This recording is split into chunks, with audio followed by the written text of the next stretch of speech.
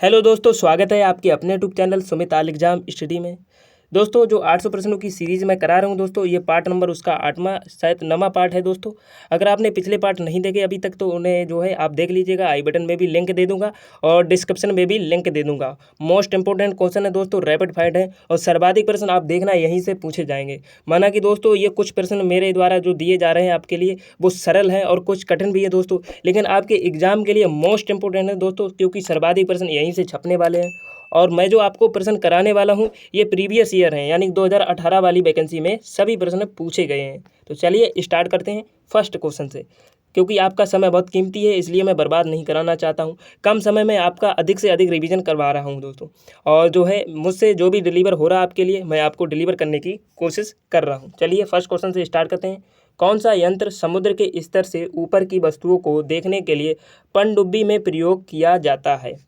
Pyrometer या एपेडियोस्कोप या periscope या ओडोमीटर? तो देखिए कौन सा जो यंत्र है जो समुद्र से इस समुद्र के स्तर से ऊपर की वस्तुओं को देखने के लिए पनडुब्बी में प्रयोग किया जाता है वो है पेरिस्कोप। पेरिस्कोप याद रखिएगा। और ओडोमीटर की बात की जाए तो ओडोमीटर जो है दूरी मापने के लिए ये इसका यंत्र होता है, मतलब दूरी मापने के लिए यंत्र होता है। जैसे कि मोटरसाइकिल में जो दूरी मापने के लिए यंत्र लगा होता है उसे ही हम ओडोमीटर कहते हैं। नेक्स्ट क्वेश्चन है, वायुमंडलीय दबाव को मापने के लिए किस उपकरण का प्रयोग किया जाता है? लैक्टोमीटर या बैरोमीटर या थर्मोमीटर या मल्टीमीटर? तो देखिए यहाँ पर जो सही आंसर है वो आपका हो जाएगा बैरोमीटर। बैरोमीटर से जो है वायुमंडलीय दबाव मापा जाता है। बात करें लैक्टोमीटर से, तो लैक्टोमीटर से आपकी जो है दूध होता है, जो घरों में दूध होता है, दूध की शुद्धता मापने के लिए, यानी ये दूध शुद्ध है या शुद्ध नहीं है, मतलब कितना पानी मिला हुआ है, तो यह लैक्टोमीटर से मापा जाता है। और दूध में पाया जाने वाला जो अम्ल होता है उसे लैक्टोमीटर कहते हैं। बात करें मल्टीमीटर, तो मल्टीमीटर से जो है आपकी जो मल्टीमीटर से धारा होती है, धारा मापी जाती है, मतलब इसमें कितना वोल्ट आ रहा है। नेक्स्ट क्वेश्चन है, सूर्य को देखने के लिए किस यंत्र का प्रयोग किया जाता है? तो सूर्य को देखने के लिए किस यंत्र का प्रयोग किया जाता है? देखिए दोस्तों, मैं आपको आंसर बता तो जा रहा हूं, लेकिन आपको स्वयं भी आंसर लगाना है मेरे बताने से पहले कि इस क्वेश्चन का आंसर क्या होने वाला है, क्योंकि इससे आपको पता लगेगा अगर ये प्रश्न जो है आप परीक्षा दे रहे उस समय अगर आ गया तो आप इसका आंसर क्या लगाने वाले थे। तो अपनी गलतियों को भी पकड़िएगा। अगर आपको लगता है इस चैप्टर में गलती है तो जो है किसी किताब से भी जो है एक बार जो है नॉलेज ज़रूर मारिएगा। तो सूर्य को देखने के लिए किस यंत्र का प्रयोग किया जाता है? स्ट्रोबोस्कोप का या टेलीस्कोप का या हेलियोस्कोप का या सन मीटर का? तो देखिए सन मीटर यहाँ से दूरी मापने के लिए यंत्र बता रहा है, लेकिन जबकि कह रहा है कि सूर्य को देखने के लिए किस यंत्र का प्रयोग किया जाता है, तो सही आंसर है हेलियोस्कोप। हेलियोस्कोप की सहायता से जो है सूर्य को हम देख सकते हैं, और नंगी आंखों से सूर्य नहीं देखा जा सकता है स्पष्ट रूप से। विभवांतर को मापने के लिए किस उपकरण का प्रयोग किया जाता है? ये सभी प्रश्न मैं आपको जो करा रहा हूँ सभी प्रश्न पिछली परीक्षा में पूछे जा चुके हैं, और एक एक प्रश्न कम से कम 4-4 5-5 बार पूछा गया है। देख लीजिए दोस्तों, अलग अलग डेटों को यहाँ पर पूछा गया है। तो इस क्वेश्चन का सही आंसर क्या हो जाएगा?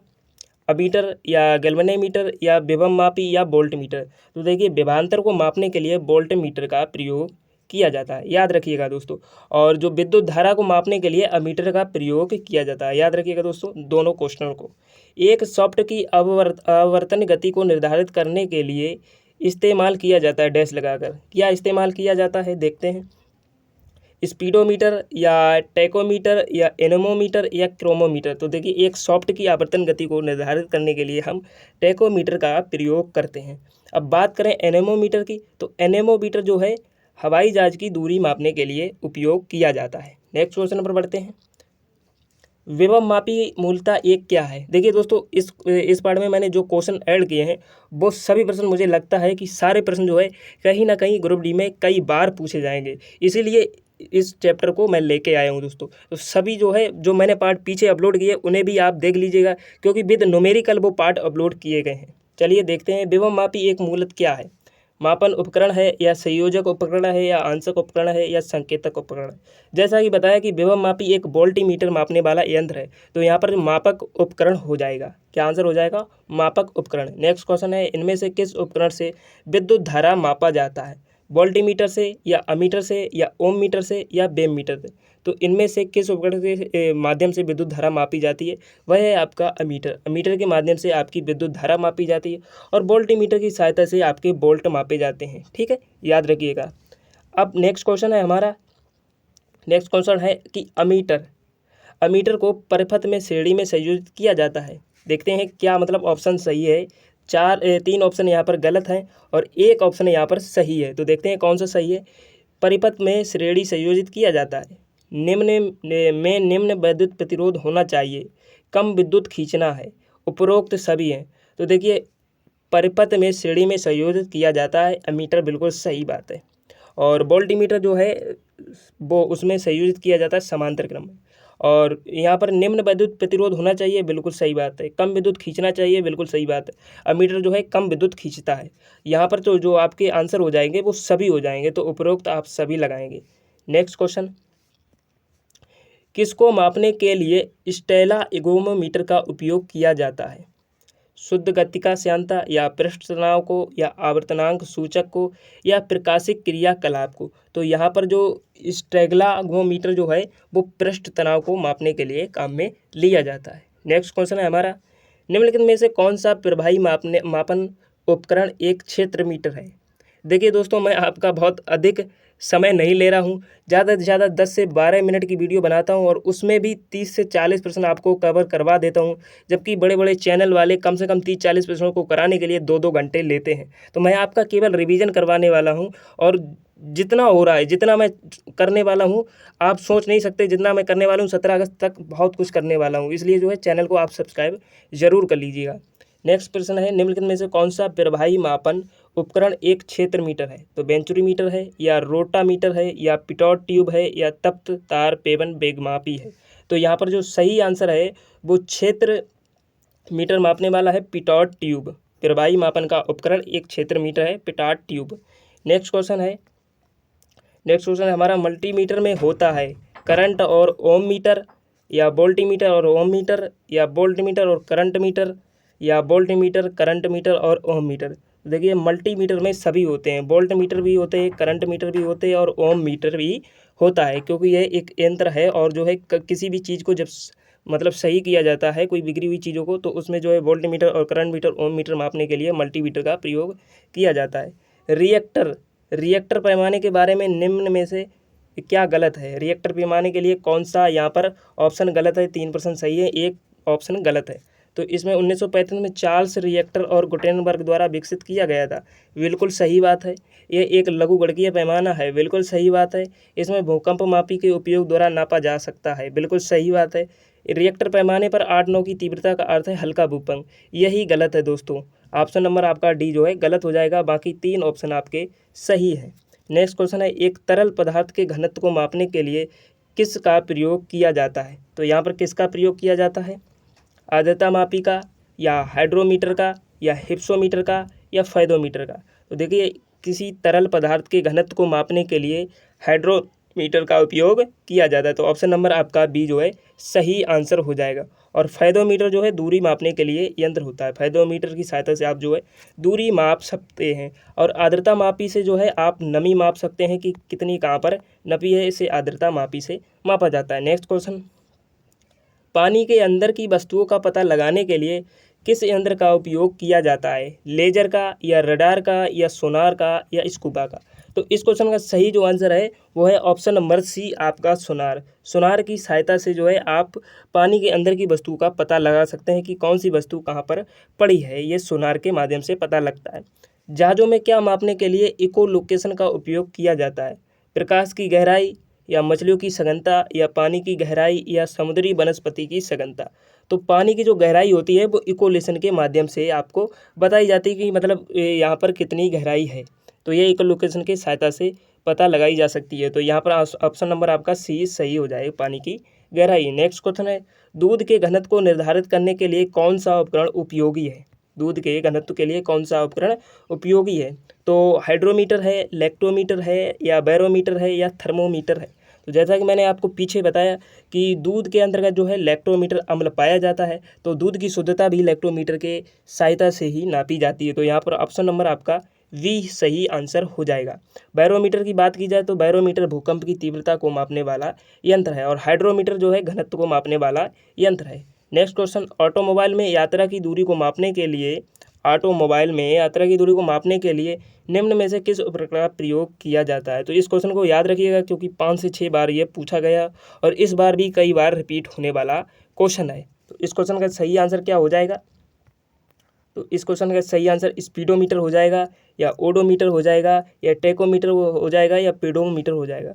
तो मैंने आपको जैसा पीछे बताया कि जो है ऑटोमोबाइल में जो यात्रा की दूरी मापने के लिए जो उपयोग किया जाता है जैसे कार, मोटरसाइकिल, इसमें जो दूरी मापने के लिए जो यंत्र होता है उसे ही हम ओडोमीटर कहते हैं। नेक्स्ट क्वेश्चन हमारा, गैल्वेनोमीटर का उपयोग किया जाता है। तो गैल्वेनोमीटर का प्रयोग किसके लिए किया जाता है? प्रकाश की दिशा का पता लगाने के लिए या चुंबकीय प्रेरण की दिशा का पता लगाने के लिए या ध्वनि की दिशा का पता लगाने के लिए या धारा की दिशा को पता लगाने के लिए। तो यहाँ पर जो गैल्वेनोमीटर है ये धारा की दिशा बताने के लिए उपयोग किया जाता है। तो ऑप्शन नंबर आपका जो है डी सही हो जाएगा। यहाँ पर डैश लगा है, डैश वाहन की गति जानने में मदद करता है। तो वाहन की जो गति जानने के लिए मदद करता है, मैंने आपको क्या बताया, एक तो ओडोमीटर होता है और एक स्पीडोमीटर होता है। तो यहाँ पर आपका सही आंसर हो जाएगा स्पीडोमीटर। स्पीडोमीटर जो है वाहन की गति को जानने में मदद करता है और ओडोमीटर आपको दूरी बताने में मदद करता है। तो दोनों प्रश्न को याद रखिएगा, कन्फ्यूज मत होइएगा। देखिए वाहन की जो गति होती है मतलब किस गति में अभी हमारी गाड़ी चल रही है, जैसे मोटरसाइकिल या कार कुछ भी ले लीजिए कि कितनी गति में हमारी कार चल रही है, तो उसे हम जो मापते हैं वो स्पीडोमीटर की सहायता से, और लेकिन अभी तक कितनी दूरी चल चुकी है उसे हम जो नापते हैं वो मापते हैं ओडोमीटर की सहायता से, और लैक्टोमीटर से दूध मापते हैं। नेक्स्ट क्वेश्चन है, इकोलोकेशन का एक प्रकार क्या है? तो इकोलोकेशन का एक प्रकार यहाँ पर कंपन है या आवृत्ति है या रडार है या सोनार है। अब इकोलोकेशन जैसे कि अभी पीछे बताया, इकोलोकेशन जो है समुद्र की गहराई मापने के लिए होता है और ये जहाज़ों में होता है, मतलब पानी वाले जो जहाज होते हैं उसके अंतर्गत ये यंत्र लगा होता है जिससे उन्हें गहराई का पता लग सके कि यहाँ पर कितनी गहराई है। तो गहराई को मतलब गहराई को जानने के लिए यहाँ पर कौन सा एक यंत्र है जो पता लगा सकता है? तो वो सोनार है। सोनार जो है किसी समुद्र में गिरी हुई वस्तु का पता लगा सकता है, तो यह गहराई को भी पता लगा सकता है। नेक्स्ट क्वेश्चन है, नेक्स्ट क्वेश्चन हमारा, उस शब्द का चयन कीजिए जो तीसरे शब्द से उसी तरह संबंधित है जिस प्रकार दूसरा शब्द पहले शब्द से संबंधित है। अब जैसे कि अमीटर है विद्युत धारा, अमीटर से विद्युत धारा मापी जाती है, वैसे ओम मीटर से क्या मापा जाता है? तो यहाँ पर वोल्टेज मापा जाता है या दाब मापा जाता है या प्रतिरोध या गति मापी जाती है। तो यहाँ पर देखिए जो सही आंसर हो जाएगा वो हो जाएगा वोल्टेज। सॉरी दोस्तों, वोल्टेज नहीं, यहाँ पर जो आपका हो जाएगा, देखिए अमीटर जो है विद्युत धारा मापता है और ओम मीटर जो है प्रतिरोध को मापता है और वोल्ट मीटर को तो विभवांतर मापता है। विभवांतर या वोल्ट मीटर तो यहाँ पर खुद ही एक मापक है। तो यहाँ पर सही आंसर हो जाएगा ऑप्शन नंबर आपका सी, प्रतिरोध। और दाब पास्कल की इकाई है दोस्तों, दाब का जो मात्रक है वो पास्कल है, याद रखिएगा। नेक्स्ट क्वेश्चन है, डैश लगाकर का प्रयोग हवा की शक्ति और वेग को मापने के लिए किया जाता है। तो सही आंसर क्या हो जाएगा यहाँ पर? लैक्टोमीटर या स्पीडोमीटर या थर्मोमीटर या एनेमोमीटर। तो यहाँ पर सही आंसर आपका हो जाएगा एनेमोमीटर।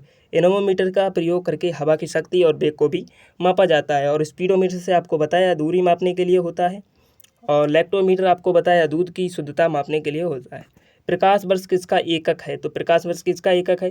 प्रकाश वर्ष की, देखिए प्रकाश वर्ष होता है वो दूरी को मापने के लिए प्रयोग किया जाता है। मतलब लंबी लंबी दूरियां होती है, जैसे सूर्य और पृथ्वी के बीच की दूरी अगर पता लगाई जाए, चंद्रमा और जो है सूर्य की दूरी के बीच की पता लगाई जाए, या चंद्रमा से पृथ्वी की दूरी पता लगाई जाए, तो इस मतलब दूरी को मापने के लिए जो है प्रकाश वर्ष हम उपयुक्त लेते हैं इस यंत्र को। तो ये जो है दूरी का हो जाएगा, दूरी का मात्रक प्रकाश वर्ष हो जाएगा। याद रखिएगा दोस्तों, ये सारे क्वेश्चन जो मैंने इस पार्ट में कराए सारे जो है इंपॉर्टेंट हैं, इन्हें कवर कर लीजिएगा, और पिछले पार्ट भी नहीं देखे तो उन्हें भी देख लीजिएगा। और मिलते हैं किसी नेक्स्ट पार्ट में, तब तक के लिए टाटा बाय बाय।